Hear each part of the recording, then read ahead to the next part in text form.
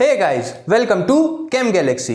तो आज हम लोग अपने एल्केन्स के लेक्चर को वापस से कंटिन्यू करने जा रहे हैं और आज हम लोग पढ़ेंगे mechanism of halogenation of alkanes.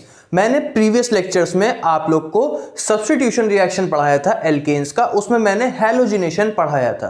तो बेसिकली हैलोजिनेशन काफ़ी अच्छा और काफ़ी बड़ा टॉपिक है, तो उसी को आज कंटिन्यू करेंगे। तो रिएक्शन मैंने बता दी, ये भी बता दिया था कि फ्री रेडिकल ही होगा, लेकिन आज हम लोग देखेंगे उसकी मैकेनिज्म, उसकी कुछ डिटेलिंग्स देखेंगे और ये भी देखेंगे कि कैसे मैकेनिज्म ये बताती है कि कौन सा हैलोजन रिएक्ट ज्यादा तेजी से करेगा एल्केन के साथ। ऑलराइट, तो ये वीडियो क्या कहते हैं 11th के लिए, IIT JEE BSc के लिए, सबके लिए बहुत इंपॉर्टेंट है क्योंकि ये एक कॉन्सेप्चुअल वीडियो है। ऑलराइट, एक ये कॉन्सेप्चुअल टॉपिक है। आप जब ये समझ लोगे चीजें तो आप लोग के लिए क्वेश्चंस सॉल्व करना बिल्कुल चुटकियों का खेल हो जाएगा। ऑलराइट, तो वीडियो में पूरा बने रहिए और जो जो मैं पढ़ाता जाता हूं उसके आप लोग नोट्स जरूर बनाते रहिए। ओके, तो शुरू करते हैं।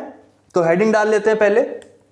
ऑलराइट, तो हेडिंग क्या हो जाएगी अपनी? हेडिंग हो जाएगी मैकेनिज्म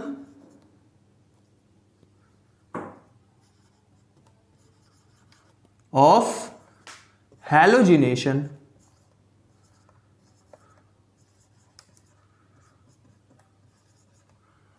ऑफ एल्केन्स। ऑलराइट, ये अपनी हेडिंग हो जाएगी। ठीक, mechanism of halogenation of alkanes. तो सबसे पहले मैकेनिज्म देख लेते हैं, फिर एक एक करके उसके पॉइंट्स में आप लोग को एक्सप्लेन करता हूं। ठीक है, तो मैकेनिज्म समझाने के लिए मैं आप लोग को एग्जाम्पल ले रहा हूं, मतलब समझाने के लिए जो मैं एग्जाम्पल ले रहा हूं वो है क्लोरीनेशन ऑफ मीथेन। ठीक है, मैं मीथेन का क्लोरीनेशन कराऊंगा और उसके थ्रू आपको पूरी मैकेनिज्म समझाऊंगा एक एक करके। ऑलराइट, तो देखो जो मैकेनिज्म ऑफ हैलोजिनेशन है, ठीक है, हैलोजिनेशन ऑफ एल्केन की जो मैकेनिज्म है वो फ्री रेडिकल मैकेनिज्म है। तो जब फ्री रेडिकल मैकेनिज्म है तो उसमें 3 स्टेप्स होते हैं। ठीक है, तो पहला स्टेप क्या है? पहला स्टेप है चेन इनिशिएशन। ठीक है, चेन इनिशिएशन स्टेप। ठीक, जो फ्री रेडिकल रिएक्शंस होती हैं वो बेसिकली एक के बाद एक चलती चली जाती हैं, इसीलिए उसको चेन रिएक्शन के तौर पे देखा जाता है। ठीक है, तो पूरी रिएक्शन एक चेन की तरह चलती है, तो इसीलिए सबसे पहले चेन इनिशिएशन होगा, फिर चेन प्रोपोगेशन होगा, फिर चेन टर्मिनेशन। तो बेसिकली क्या कहने का मतलब कि किस तरह ये फ्री रेडिकल रिएक्शन की चेन शुरू हुई ये पहले देखेंगे, फिर किस तरह वो चलती जा रही है, ठीक है, किस तरह चलती जा रही है और हम लोग को प्रोडक्ट देती जा रही है, वो हो गया चेन प्रोपोगेशन, और किस तरह खत्म हुई रिएक्शन वो हो गया चेन टर्मिनेशन। ऑलराइट, तो चेन इनिशिएशन में क्या होता है? चेन इनिशिएशन में जो क्लोरीन है वो टूटता है फ्री रेडिकली, यानी कि होमोलिटिक फिजन होता है। ठीक है, यानी कि होमोलिटिक फिजन होता है। तो क्लोरीन ले ले, ठीक, क्लोरीन ले लेते हैं। ठीक, इसको ऐसे लिख दें अगर बॉन्ड दिखा के, क्योंकि हम लोग को होमोलिटिकली तोड़ना है। ठीक, ये हो गया। ऑलराइट, तो क्या होगा? ये बॉन्ड ऐसे टूटेगा, ये बॉन्ड ऐसे टूटेगा। ठीक, कब? जब हम लोग या तो सनलाइट ले, ठीक, या तो सनलाइट ले या फिर और 525 से 675 केल्विन टेम्परेचर ले। ठीक है, इन दोनों में से कोई भी चीज कर सकते हैं, या तो हम सनलाइट ले या फिर 525 से 675 केल्विन टेम्परेचर ले। तो क्या होगा? तो हम लोग को मिलेंगे 2 क्लोरीन के फ्री रेडिकल्स, यानी कि 2Cl फ्री रेडिकल। ठीक है, तो ये हो गई हम लोग की चेन इनिशिएशन। ऑलराइट, यानी कि चेन की शुरुआत हुई, रिएक्शन की शुरुआत हुई। तो रिएक्शन की शुरुआत कौन करता है? क्लोरीन करता है। ठीक है, किस तरह? क्लोरीन फ्री रेडिकल में कन्वर्ट होके। ओके, तो इतना नोट करो, इसके बाद आगे देखते हैं। आगे आएगा चेन प्रोपोगेशन। ठीक, तो इतना नोट कर लो, इसके बाद चेन प्रोपोगेशन देखते हैं। ऑलराइट, मुझे मिटाना पड़ेगा क्योंकि चेन प्रोपोगेशन थोड़ा बड़ा है तो मुझे पूरे स्पेस चाहिए होगी। ठीक, नोट हो गया? चलो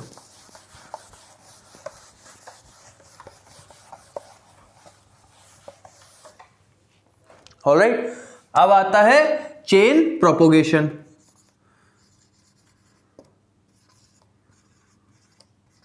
प्रोपोगेशन, ठीक है।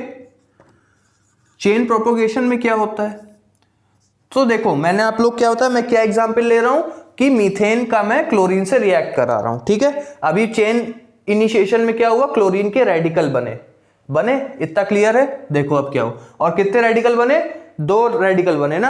अब देखो क्या होता है, ठीक। अब क्या होगा कि ले लेते हैं हम लोग, इधर से लिखता हूं, ठीक है। तो अपना सबसे पहले है मीथेन, तो ये हो गया हमारा मीथेन, ठीक। सबसे पहले एक क्लोरीन का रेडिकल आएगा, ठीक, एक क्लोरीन का रेडिकल आएगा, ठीक। क्या होगा, ये बॉन्ड ऐसे टूटेगा फ्री रेडिकली, और ये बॉन्ड इसके साथ बॉन्ड बना लेगा, ठीक है। ये बॉन्ड कार्बन और हाइड्रोजन का एक बॉन्ड फ्री रेडिकली टूटेगा, तो कार्बन पे एक फ्री रेडिकल आएगा, हाइड्रोजन पे फ्री रेडिकल आएगा, और ये हाइड्रोजन फ्री रेडिकल इस क्लोरीन फ्री रेडिकल के साथ बॉन्ड बना लेगा। इसीलिए ये रिप्रेजेंटेशन करा जाता है कि जो हाइड्रोजन का फ्री रेडिकल है वो क्लोरीन के फ्री रेडिकल के साथ बॉन्ड बना लेगा, ठीक है। तो जो प्रोडक्ट मिलेगा वो क्या मिलेगा, वो मिलेगा HCH,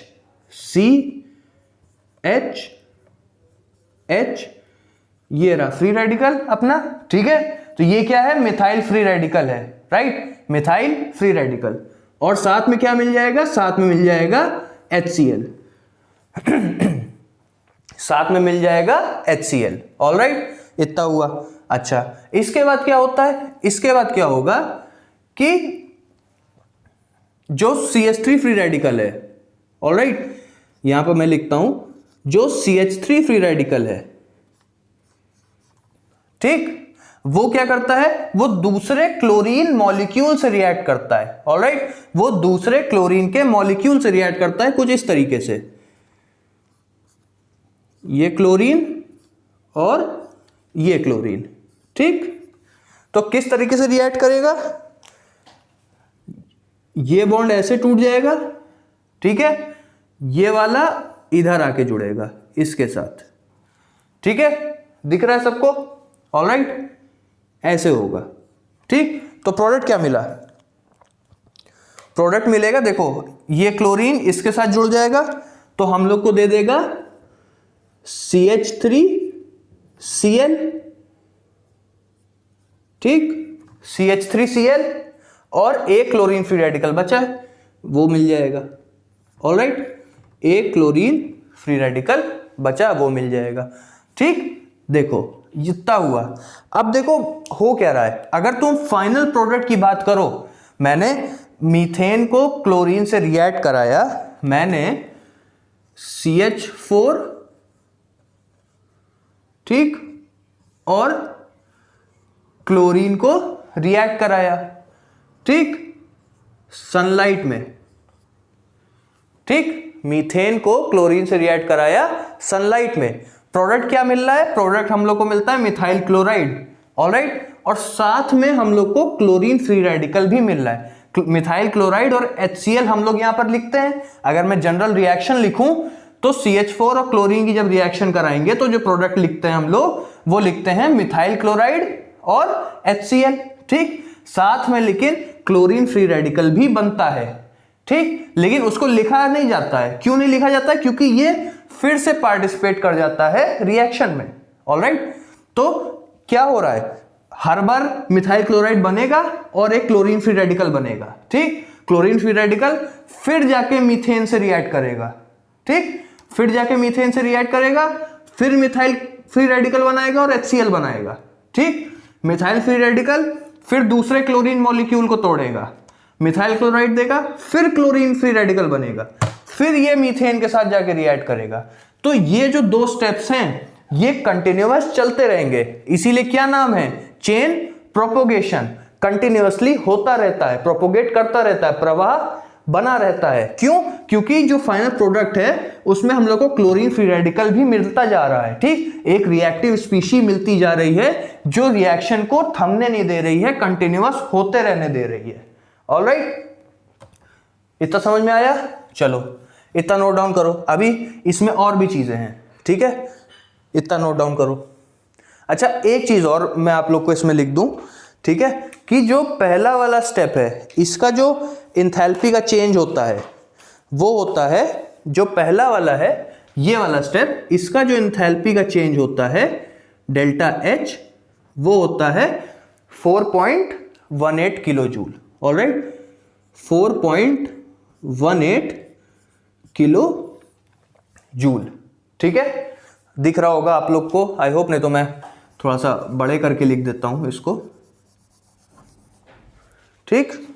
जो डेल्टा एच है पहले वाले स्टेप का जिसमें मिथाइल फ्री रेडिकल बन रहा है, उसका चेंज इन एंथैल्पी है 4.18 किलो जूल, ठीक है। और जो दूसरा है इसका जो एंथैल्पी चेंज है, ठीक, इसका जो एंथैल्पी चेंज है वो है 108.7, ठीक, माइनस का 108.7 किलो जूल, ठीक है, ये है।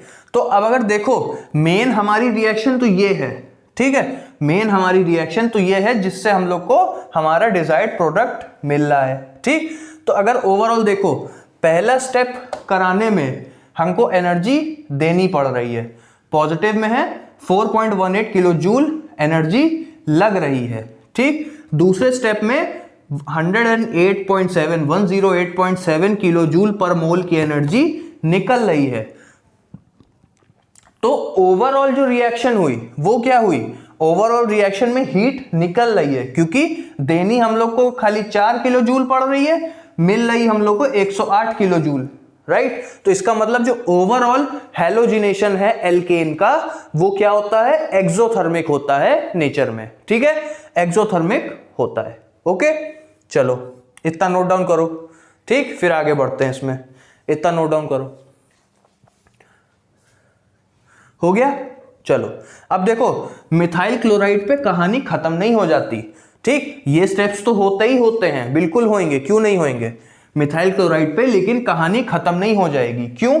क्योंकि क्लोरीन काफी ज्यादा रिएक्टिव है, वो सेलेक्टिव नहीं है नेचर में, वो ये नहीं देखता है कि मैं यहां पर अगर जुड़ूंगा तो वहां पर स्टेबल होऊंगा कि नहीं, उसको अगर जुड़ने की जगह मिल रही है तो वो जुड़ जाएगा।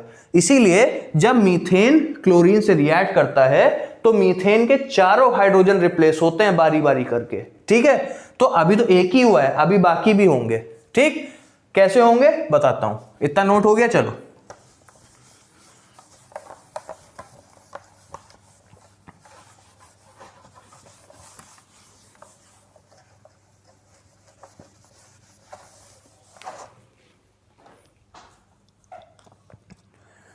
ठीक। अब क्या होगा, अब देखो मिथाइल क्लोराइड तो बन गया, ठीक है, CH3Cl तो अपना बन गया।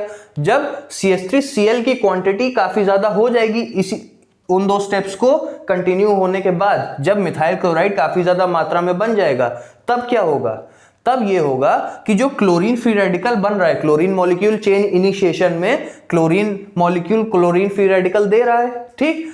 और अब जो हमारा जो सोल्यूशन है या फिर जाहे में हम लोग रिएक्शन करा रहे हैं, वहां पे मिथाइल क्लोराइड की क्वांटिटी बढ़ती जा रही है।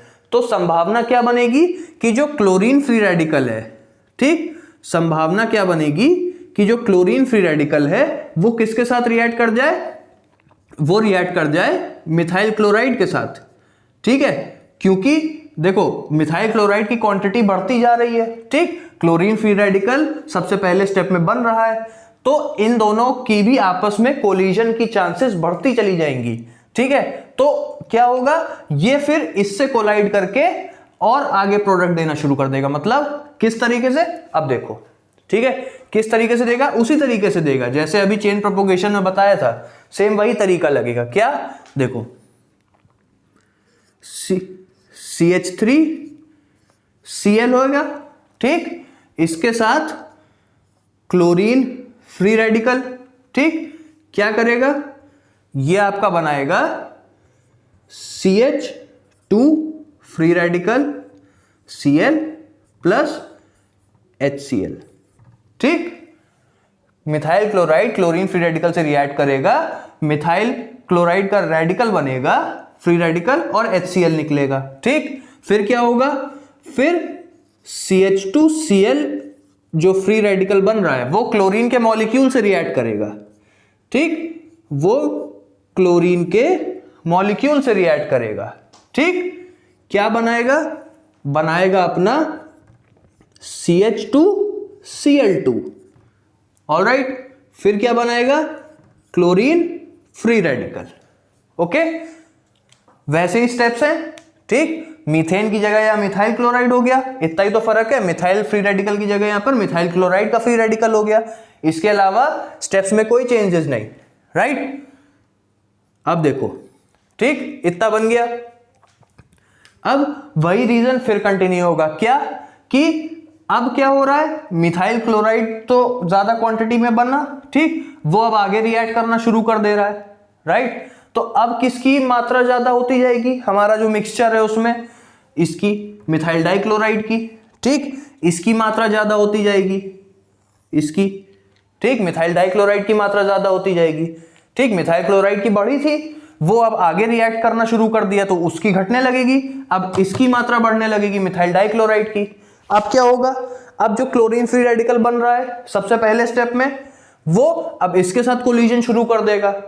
ठीक है, अब इसके साथ कोलिजन शुरू कर देगा, तो अब जब इसके साथ कोलिजन शुरू कर देगा तब क्या बनेगा, देखो, अब जब इसके साथ कोलिजन शुरू कर देगा तब क्या होगा, देखो,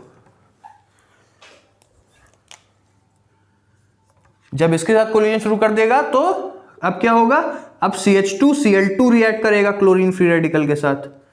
ठीक, CH2Cl2 क्लोरीन फ्री रेडिकल के साथ रिएक्ट कराएगा और हम लोग को ये मिलेगा। ठीक, ये मिलेगा, फिर ये इधर आया। ठीक,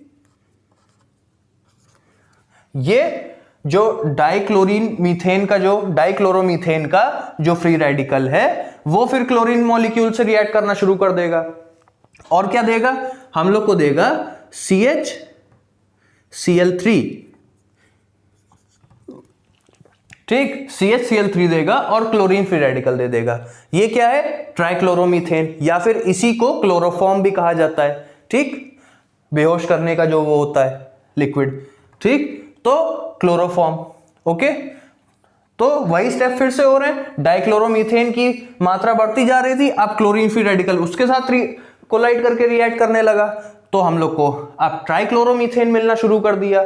ठीक, अब क्या होगा, अब इसकी मात्रा बढ़ रही थी डाइक्लोरोमीथेन की, अब वो घटना शुरू हो जाएगी क्योंकि ये रिएक्शन में पार्टिसिपेट कर दिया है, इसकी मात्रा बढ़ती जाएगी क्लोरोफॉर्म की। अब क्या होगा, अब क्लोरोफॉर्म क्लोरीन फ्री रेडिकल से रिएक्ट करेगा। राइट, अब क्लोरोफॉर्म क्लोरीन फ्री रेडिकल से रिएक्ट करेगा, तो करा देते हैं। तो जब क्लोरोफॉर्म क्लोरीन फ्री रेडिकल से रिएक्ट करेगा तो यहां क्या मिलेगा, तो यहां कुछ ये मिलेगा, यहां पे मिल जाएगा CCl3 फ्री रेडिकल। ठीक, CCl3 फ्री रेडिकल मिलेगा, वही चीज यहां भी मिलेगी, वही चीज यहां भी मिलेगी, यहां भी CCl3 फ्री रेडिकल मिलेगा। ठीक है, अब CCl3 फ्री रेडिकल फिर क्लोरीन के साथ रिएक्ट करेगा। ठीक है, CCl3 फ्री रेडिकल फिर क्लोरीन के साथ रिएक्ट करेगा, तो जब अब क्लोरीन के साथ रिएक्ट करेगा अब क्या बनेगा, अब बनेगा CCl4। ऑलराइट, और क्लोरीन फ्री रेडिकल। ओके, ठीक, CCl3 फ्री रेडिकल फिर से क्लोरीन के साथ रिएक्ट किया। ठीक, एक क्लोरीन का रेडिकल इसके साथ कंबाइन होकर CCl4 दे दिया, कार्बन टेट्राक्लोराइड, और क्लोरीन फ्री रेडिकल मिल गया। ओके, इतनी बातें समझ में आई। ठीक है, अब आप सोच रहे होगे अब क्या और आगे रिएक्ट होगा, नहीं, कैसे रिएक्ट होगा, क्योंकि अब कार्बन के पास हाइड्रोजन तो बचे ही नहीं, मीथेन के चारों हाइड्रोजन क्लोरीन के साथ रिप्लेस हो गए ना, अब आगे क्या रिएक्शन हो जाएगी इसमें। ठीक है, तो यहां पे आपका चेन प्रोपोगेशन तो खत्म हो जाएगा। ऑलराइट, अब आप सोच रहे होगे कि ये जो एक्स्ट्रा क्लोरीन फ्री रेडिकल बन रहे हैं इसका क्या होगा। ठीक, तो ये आगे चेन टर्मिनेशन में जाएंगे। ठीक है, वो अभी मैं आगे पढ़ाता हूं। ठीक है, अभी इतना नोट करो। इतना नोट करो, एक ग्राफ भी अभी बनाना है। ऑलराइट, इतना नोट करो। चलो इतना नोट हो गया। चलो अब एक ग्राफ आपको बताता हूं, उसमें भी कुछ चीजें बड़ी इंपॉर्टेंट हैं। ऑलराइट, तो ग्राफ बनाते हैं।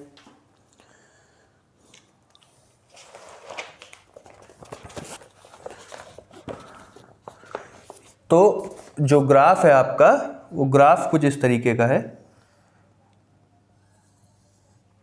ऑलराइट, यहां पे आपका पोटेंशियल एनर्जी है, ठीक, पोटेंशियल एनर्जी इधर बढ़ रही है और इधर प्रोग्रेस ऑफ रिएक्शन है, या फिर ऐसे लिख दूं, यहां पे आपका रिएक्शन है, ठीक। रिएक्शन इस एक्सिस में बढ़ रही है, पोटेंशियल एनर्जी इस एक्सिस में बढ़ रही है, ठीक है। तो जो आपका ग्राफ बनेगा, वो ग्राफ बनेगा कुछ इस तरीके का।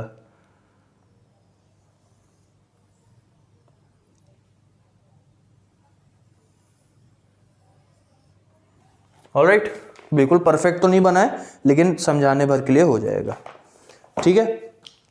इतना बना है, ठीक। यहां पे फिर ये ऑलराइट, तो ये आपका प्रोपोगेशन का बेसिकली ग्राफ हो जाएगा। ओके, तो सबसे पहले यहां पे आपका, ऑलराइट, यहां पे आपका CH4 और क्लोरीन फ्री रेडिकल है। ओके, इस एनर्जी पे CH4 और क्लोरीन फ्री रेडिकल है, ठीक है। जो ये है आपका, ये इतना जो ये गैप है ना, ये क्या है आपका, इतना जो एनर्जी का गैप है आपके, उसका ये आपकी एक्टिवेशन एनर्जी हो जाएगी, ठीक है।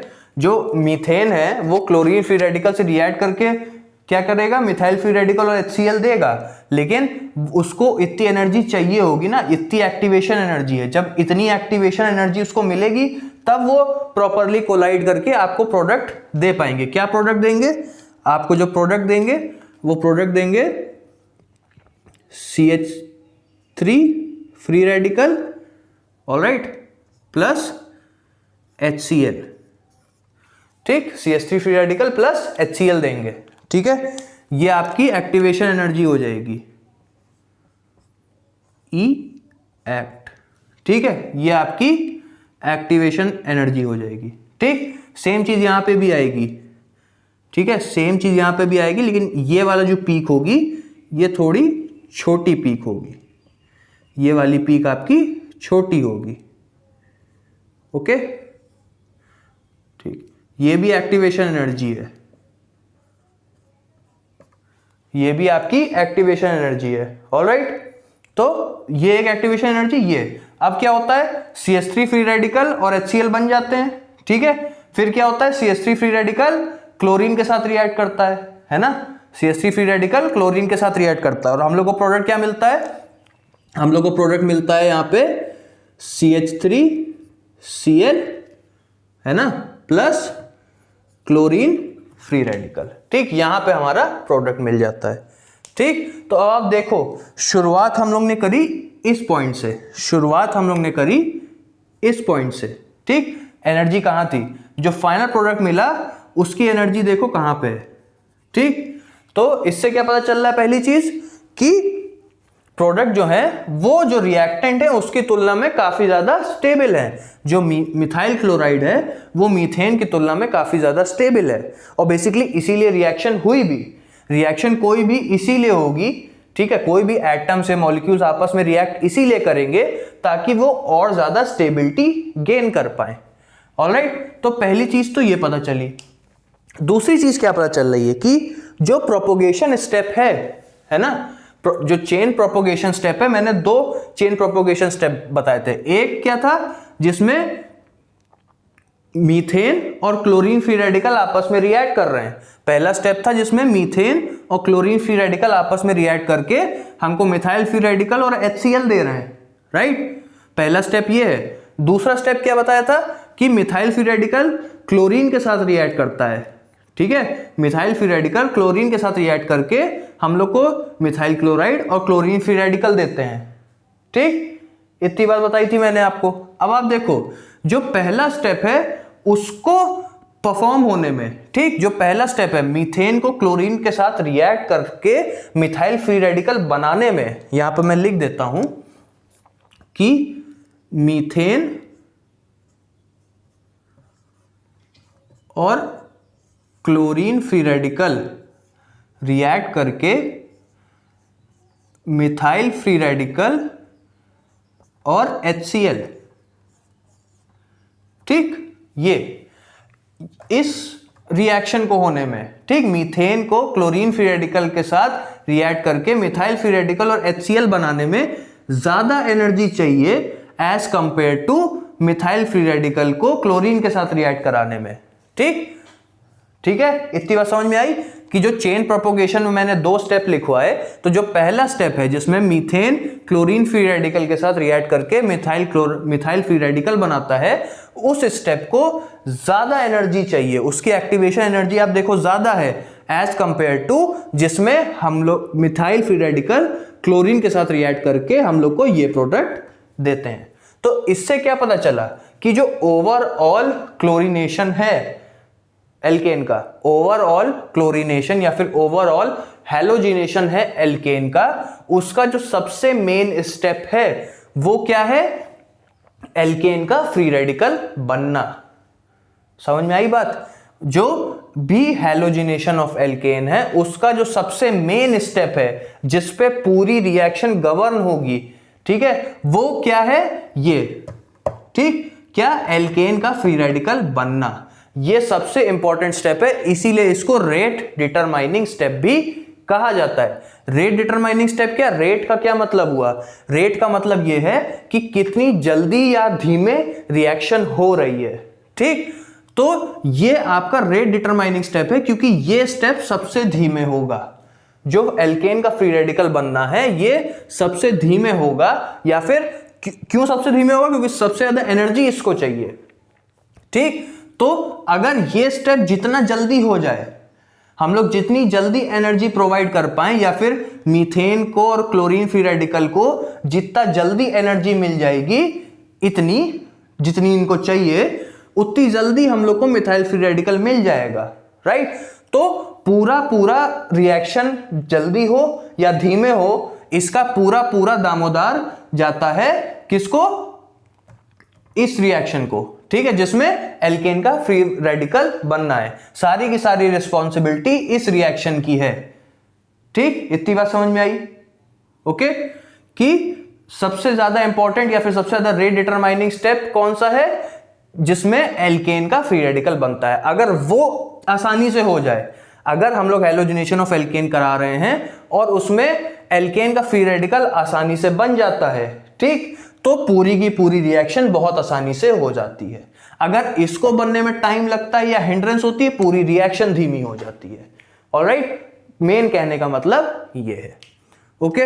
इतना आप लोग नोट डाउन करो, आगे बढ़ते हैं फिर, ठीक, आगे बढ़ते हैं। चलो, इतना नोट डाउन हो गया, चलो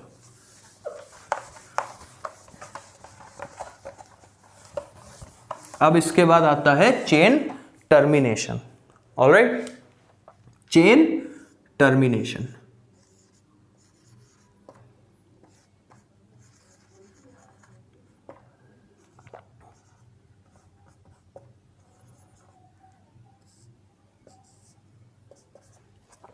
ठीक, अच्छा, चेन टर्मिनेशन कई तरीके से हो सकता है, बेसिकली 3 तरीके से। अभी अगर आप लोग प्रीवियसली देखो कि चेन प्रोपोगेशन जो रिएक्शन थी उसमें जो फाइनल प्रोडक्ट मिल रहा था, ठीक, अगर मैं यहां पे लिख दूं, इधर साइड में लिखता हूं कि CH3 फ्री रेडिकल क्लोरीन के साथ रिएक्ट करके क्या दे रहा था, CH3 Cl, नहीं ये वाली नहीं, रुको, ये नहीं, ये वाली तो पहली थी, मतलब प्रोपोगेशन की तो है, ये वाली CCl3 फ्री रेडिकल, ठीक, क्लोरीन के साथ रिएक्ट कर रहा था और प्रोडक्ट क्या मिल रहा था हम लोग को, प्रोडक्ट मिल रहा था CCl4 plus chlorine free radical. Alright, ये मिल रहा था। अच्छा, अब इसके बाद इसके आगे तो रिएक्शन जाएगी नहीं, ठीक, क्योंकि मीथेन के सारे हाइड्रोजन रिप्लेस हो गए क्लोरीन के साथ। तो अब जो ये क्लोरीन फ्री रेडिकल है ये रिएक्शन को खत्म कर, मतलब प्रोपोगेट में तो पार्टिसिपेट कर नहीं सकता अब, और राइट, जो ये क्लोरीन फ्री रेडिकल है ये प्रोपोगेशन में तो पार्टिसिपेट कर नहीं सकता। तो क्या होता है, ये क्लोरीन फ्री रेडिकल टर्मिनेशन में पार्टिसिपेट कर जाता है। किस तरीके से, इस तरीके से कि जो क्लोरीन फ्री रेडिकल है, ठीक, और इसी की तरह ये एक रिएक्शन हम लोग दिखा रहे हैं, ऐसी तो इसी सेम कई सारी रिएक्शंस हो रही होंगी ना, तो उससे जो दूसरा क्लोरीन फ्री रेडिकल बन रहा होगा, ठीक, वो आपस में कंबाइन होकर क्लोरीन दे देते हैं, ठीक। एक तो इस तरीके से चेन टर्मिनेशन हो जाता है। दूसरा तरीका क्या है कि जो मिथाइल फ्री रेडिकल बन रहा है, ठीक, मिथाइल फ्री रेडिकल बन रहा है, वो आपस में कंबाइन कर जाएं, राइट। हम लोग ये एक्सपेक्ट कर रहे हैं कि एंडिंग तक रिएक्शन हो, लेकिन हो सकता है पहले ही मिथाइल फ्री रेडिकल इथेन हम लोग को दे दें, ठीक है, ये भी हो सकता है। देखो, जब भी हम लोग मीथेन और क्लोरीन की रिएक्शन करा रहे हैं तो जो मैंने रिएक्शन अभी तक लिखवाई वो कई सारी सेम रिएक्शंस हो रही हैं, कई सारी सेम रिएक्शंस हो रही हैं, ठीक। उनमें से कितनी प्रोपोगेट कर जाती हैं, कितनी इन स्टेप्स के थ्रू टर्मिनेट कर जाती है, ये नहीं बताया जा सकता, ठीक है। एक और होता है क्या कि CH3 फ्री रेडिकल और क्लोरीन फ्री रेडिकल आपस में कंबाइन कर जाते हैं और CH3Cl दे दें। अच्छा, अब देखो, जैसे यहां पे जो ये प्रोपोगेशन वाली थी, इसमें यहां पे अगर ये होता,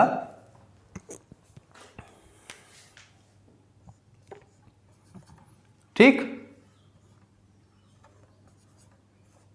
ये बन रहा था, ठीक, सबसे पहले जो मैंने चेन प्रोपोगेशन में लिखवाया था। अब क्या ये जरूरी है कि जो मिथाइल फ्री रेडिकल बन रहा है वो क्लोरीन के नए मॉलिक्यूल से ही रिएक्ट करे? ऐसा कोई जरूरी तो है नहीं, है ना। आपको याद हो जो चेन इनिशिएशन था, ठीक, तो चेन इनिशिएशन में 2 क्लोरीन के फ्री रेडिकल बनते थे, ठीक, 2 क्लोरीन के फ्री रेडिकल बनते थे। एक तो चलो मीथेन के साथ रिएक्ट किया और मिथाइल फ्री रेडिकल बनाया, ठीक, दूसरा तो बाकी है, दूसरे से ये रिएक्ट कर जाए, जरूरी है वो क्लोरीन के मॉलिक्यूल से ही रिएक्ट करे, ऑलराइट। तो सारी संभावनाएं लेके चलना पड़ता है, ठीक। अगर ये क्लोरीन के मॉलिक्यूल से रिएक्ट करेगा तो मिथाइल क्लोराइड और हम लोग को क्लोरीन फ्री रेडिकल बनेगा, और फिर ये क्लोरीन फ्री रेडिकल फिर आगे रिएक्शन प्रोसीड कराने में मदद करेगा, ठीक। लेकिन अगर कोई रिएक्शन ऐसी है जिसमें मिथाइल फ्री रेडिकल जो क्लोरीन फ्री रेडिकल दूसरा वाला इसका बचा हुआ था उससे कंबाइन हो जाता है, तो चेन, वो रिएक्शन वहीं पर खत्म हो जाएगी। सिमिलरली ये मिथाइल फ्री रेडिकल अगर दूसरा जो मिथाइल फ्री रेडिकल बन रहा है उससे कंबाइन कर जाता है तो वो रिएक्शन वहां पे खत्म हो जाएगी, ऑलराइट। तो कहने का मतलब क्या, जो मैंने रिएक्शन लिखवाई ऐसी कई सारी सेम रिएक्शंस होती हैं जब कभी भी हम लोग मीथेन और क्लोरीन की रिएक्शन कराते हैं या कोई भी रिएक्शन कराते हैं, ठीक है। हम लोग तो दिखाया कि एक मॉलिक्यूल ये और एक मॉलिक्यूल ये आपस में रिएक्ट कर रहे हैं, लेकिन जब आपने लिया, आपने इतनी मात्रा में मीथेन लिया, इतनी मात्रा में क्लोरीन लिया, तो उसमें तो न जाने कितने सारे मॉलिक्यूल्स होंगे, सारे वो रिएक्शन दे रहे हैं, ठीक। 100% आइडियल केस तो है नहीं ना, ठीक, रियल वर्ल्ड सिनेरियो है। तो इसमें कितने, जो हम लोग ने प्रोपोगेशन देखा, कितने प्रोपोगेशन फॉलो करते हैं, कितने टर्मिनेशन फॉलो कर जाएंगे, इसकी गारंटी नहीं है। लेकिन हाँ, क्योंकि methyl chloride, methyl dichloride, methyl tetrachloride, और ठीक है, ये सारे प्रोडक्ट्स हम लोग को मिल रहे हैं, ठीक। लेकिन तो इसका मतलब ये है कि काफी सारे मॉलिक्यूल चेन प्रोपोगेशन भी फॉलो कर रहे हैं, ऑलराइट। जितनी भी केमिस्ट्री की थ्योरी होती है ना, वो सब प्रैक्टिकल के बाद में ही आती है, प्रैक्टिकल से पहले कोई थ्योरी नहीं आ जाती है, ठीक। प्रैक्टिकल हुआ, कुछ एबनॉर्मेलिटी दिखाई पड़ी, तब उस पर थ्योरी बनाई गई और उसको एक्सप्लेन किया गया, अच्छा ये इस कारण से हुआ होगा, ऑलराइट। आई होप इतनी बातें आप लोग को समझ में आई। तो ये आपका है चेन टर्मिनेशन, ये तीनों जो रिएक्शंस हैं ये आपकी चेन टर्मिनेशन की रिएक्शन है, इनको नोट डाउन कर लो। इसके बाद एक इंपॉर्टेंट चीज आप लोग को बताऊंगा। चलो इतना नोट हो गया, चलो आगे देखो क्या है।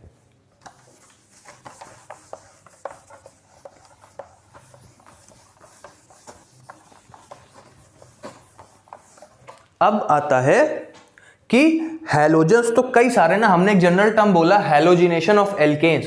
हैलोजेंस तो कई सारे हैं, फ्लोरीन है, क्लोरीन, ब्रोमीन, आयोडीन, राइट। कौन सा हैलोजन एल्केन से जल्दी रिएक्ट कर जाएगा, कौन सा हैलोजन एल्केन से बाद में रिएक्ट करेगा या फिर देर में रिएक्ट करेगा, ठीक है। तो कहने का मतलब क्या है, रिलेटिव रिएक्टिविटी ऑफ हैलोजेंस, ठीक। तो हेडिंग डाल लो रिलेटिव रिएक्टिविटी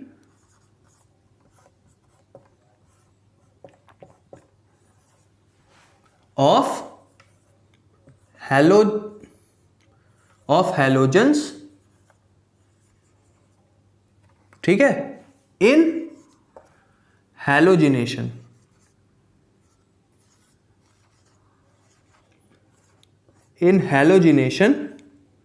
ऑफ एल्केन्स, ठीक।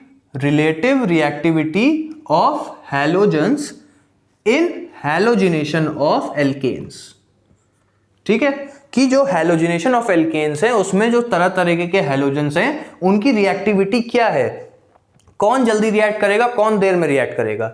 तो इसको एक्सप्लेन करने का सबसे अच्छा तरीका है हैलोजिनेशन की मैकेनिज्म, ठीक। अभी मैंने आप लोग को बताया था कि जो हैलोजिनेशन का जो सबसे मेन स्टेप है जिसकी वजह से यह पता चले कि रिएक्शन जल्दी होगी धीमी होगी, वो है एल्केन का फ्री रेडिकल बनना। एल्केन का फ्री रेडिकल जितनी आसानी से बन जाएगा उतनी जल्दी रिएक्शन हो जाएगी। तो उसी स्टेप पे ये भी डिपेंड करता है कि कौन सा हैलोजन जल्दी रिएक्ट करेगा, कौन सा हैलोजन देर में रिएक्ट करेगा, ऑलराइट। तो जो मेन स्टेप है हैलोजिनेशन ऑफ एल्केन का वो क्या है, एल्केन का फ्री रेडिकल बनना। एल्केन का फ्री रेडिकल कैसे बनता था, अगर मैं मीथेन का एग्जांपल लूं, एल्केन का फ्री रेडिकल कैसे बनता था, मीथेन, ठीक, क्या होता है, क्लोरीन नहीं लेते हैं यहां पे, इस समय हैलोजन खाली ले रहे हैं, तो क्या एक्स फ्री रेडिकल, ठीक, क्या बनाएगा, हम लोग को बनाएगा CH3 free radical plus HX, ठीक, प्लस HX, ओके। अब ये है हमारी मेन रेट डिटरमाइनिंग स्टेप। इसी पे निर्भर करता है रिएक्शन कितना जल्दी धीमी होगी, इसी पे निर्भर करता है कि कौन सा हैलोजन जल्दी रिएक्ट करेगा, कौन सा हैलोजन देर में रिएक्ट करेगा, ठीक है।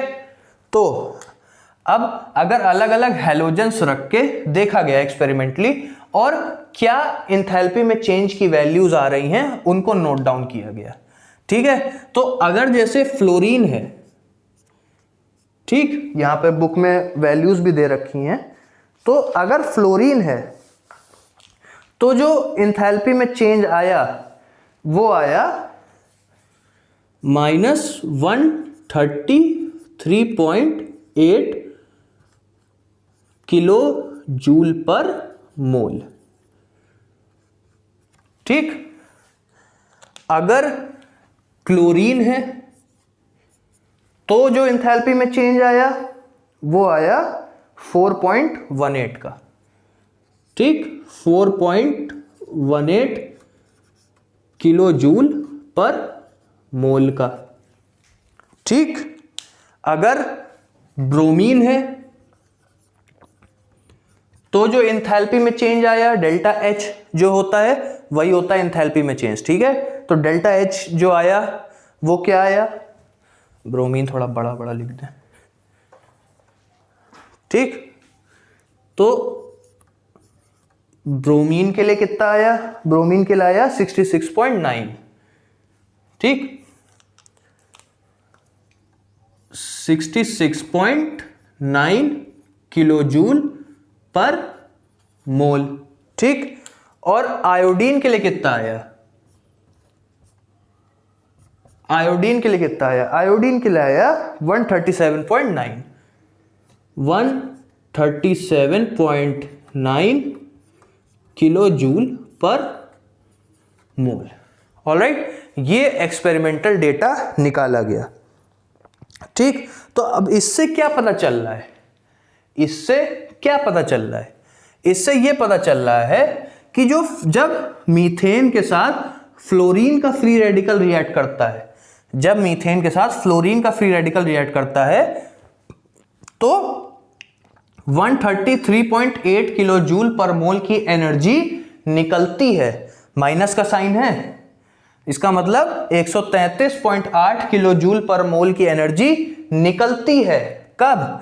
जब मीथेन फ्लोरीन के फ्री रेडिकल के साथ रिएक्ट करके मिथाइल फ्री रेडिकल बनाता है। ठीक, जब मीथेन क्लोरीन के साथ रिएक्ट करता है तो हमको 4.18 किलो जूल पर मोल की एनर्जी देनी पड़ती है। प्लस का साइन है, तो मीथेन के साथ जब क्लोरीन का फ्री रेडिकल रिएक्ट करता है तो 4.18 किलो जूल पर मोल की एनर्जी देनी पड़ती है।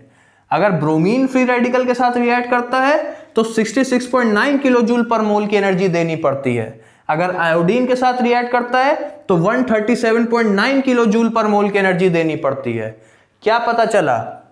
मीथेन जब फ्लोरीन के साथ रिएक्ट करता है तो एनर्जी निकालता है, चाहिए नहीं होती उसको एनर्जी। इसका मतलब जितनी एनर्जी उनके पास थी वो उसने निकाल दी। ठीक, इसका मतलब जो मिथाइल फ्री रेडिकल बना, HF बना, तो वो और ज्यादा स्टेबल हो गए। ठीक, HF जो बना उसने कई सारी एनर्जी निकाल दी अपने में से, वो और ज्यादा स्टेबल हो गए। इनमें एनर्जी हमको देनी पड़ रही है, राइट, लेकिन क्लोरीन में हमको थोड़ी एनर्जी देनी पड़ती है। ठीक, एनर्जी कभी भी डिस्ट्रॉय तो कर नहीं सकते हो, कहीं ना कहीं किसी फॉर्म में निकलेगी या फिर स्टोर हो जाएगी पोटेंशियल एनर्जी के फॉर्म में। जब यहां पर एनर्जी दे रहे हो तो कहीं ना कहीं स्टोर होगी। ब्रोमीन में इतनी एनर्जी दे रहे हो, कहीं ना कहीं स्टोर होगी। आयोडीन में इतनी एनर्जी दे रहे हो, कहीं ना कहीं स्टोर होगी। ठीक, तो जब पोटेंशियल एनर्जी स्टोर हुई तो स्टेबिलिटी घट जाएगी। ठीक, तो अब अगर इस डाटा के थ्रू हम रिएक्टिविटी निकालना चाहें तो क्या निकल के आती है? इकलौता फ्लोरीन है जिसमें एनर्जी निकल रही है और पूरे मिथाइल फ्री रेडिकल और HF सबको स्टेबलाइज कर रही है। ठीक, इसका मतलब क्या हुआ कि फ्लोरीन सबसे ज्यादा रिएक्टिव, फिर आएगा क्लोरीन क्योंकि बाकियों की तुलना में सबसे कम एनर्जी देनी पड़ रही है। ठीक, तो फिर आ गया क्लोरीन, फिर आएगा ब्रोमीन क्योंकि आयोडीन से कम एनर्जी देनी पड़ रही है, फिर आ गया ब्रोमीन और लास्ट में आ गया आयोडीन।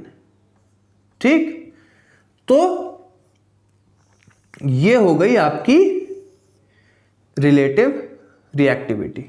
ठीक है, इतना आई होप आप लोगों को समझ में आया।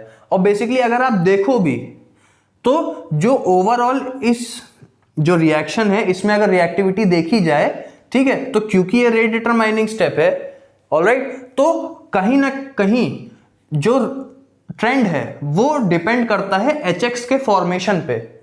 समझ रहे हो? यहां से H फ्री रेडिकल तभी टूटेगा, यहां से मीथेन से H फ्री रेडिकल तभी टूटेगा जब जो आगे HX बन रहा होगा वो स्टेबल होगा। ठीक है, अगर ये स्टेबल नहीं होगा तो इसको जबरदस्ती तोड़ना पड़ेगा। जबरदस्ती तोड़ने का मतलब ही है एनर्जी देना।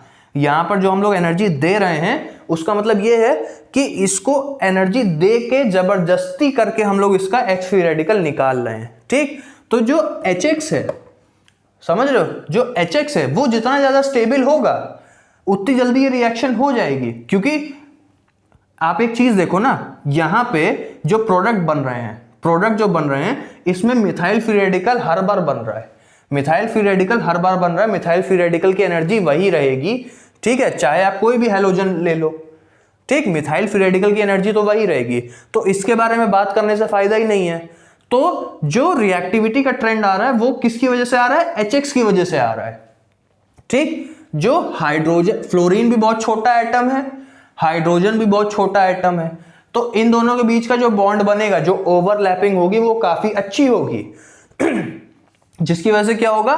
ये बॉन्ड बनेगा तो एनर्जी काफी ज्यादा निकलेगी, ठीक, एनर्जी काफी ज्यादा निकलेगी।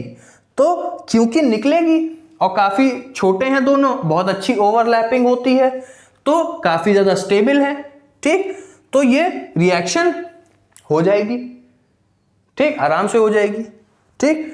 अब बात करते हैं HCl की। तो क्लोरीन हाइड्रोजन की तुलना में बड़ा है, तो लेकिन HCl का बॉन्ड भी स्ट्रांग होता है। हाइड्रोक्लोरिक एसिड सबने केमिस्ट्री लैब में देखा है, तो क्या स्टेबल नहीं होता है? स्टेबल होता है, लेकिन क्लोरीन फ्लोरीन की तुलना में तो बड़ा है ना, तो H और Cl का जो बॉन्ड बनेगा वो वीक होगा एज कंपेयर टू HF। सही बात। तो इसीलिए क्लोरीन की रिएक्टिविटी फ्लोरीन की तुलना में कम हो जाएगी, ठीक। ब्रोमीन हाइड्रोजन से काफी बड़ा है, तो ये जो हाइड्रोजन और ब्रोमीन की जो ओवरलैपिंग होगी बॉन्ड बनाने के लिए वो और कम होगी, तो ये और कम स्टेबल होगा, ठीक है। और आयोडीन तो बहुत ही बड़ा होता है, ठीक, तो उनकी ओवरलैपिंग और कम होगी, वो और कम स्टेबल होगा। तो जब यही चीज स्टेबल नहीं बन रही है, जब यही चीज स्टेबल नहीं बन रही है, तो यहां से H फ्री रेडिकल कैसे टूट जाएगा? यहां से H फ्री रेडिकल टूटेगा ही नहीं, इसके पास टूटने की कोई वजह नहीं है ना। टूटने की वजह तब थी जब फ्लोरीन फ्री रेडिकल से रिएक्शन होती, टूटने की वजह तब थी क्योंकि तब ये और ज्यादा स्टेबल हो जा रहा था, ठीक। अभी अच्छा खासा स्टेबल है, ये ब्रोमीन या आयोडीन या क्लोरीन के साथ कंबाइन होके क्यों अनस्टेबल होगा? ऑलराइट, तो ये बेसिकली रीजन है इस स्टेप को लिखने का, ठीक, और कैसे इस स्टेप से एक्सप्लेन होता है कि रिएक्टिविटी हैलोजेंस की क्या होगी। ऑलराइट, आई होप आप लोग को इतनी बातें समझ में आई। ओके, देखो ये सब चीजें समझना बहुत ज्यादा जरूरी है, ठीक है, क्योंकि अगर आपको चीजें इस तरह समझ में आने लगेंगी तो आप लोग को ऑर्गेनिक केमिस्ट्री समझ में आने लगेगी और आप लोग का इंटरेस्ट जागेगा। ऑलराइट, तो ये हो गया आज के लिए। ओके, तो आज के लिए इतना ही। ओके, आप लोग नोट्स बना लीजिए, इसके नोट डाउन कर लीजिए, स्क्रीनशॉट ले लीजिए, जैसे भी आप लोग को ठीक लगे, ठीक है।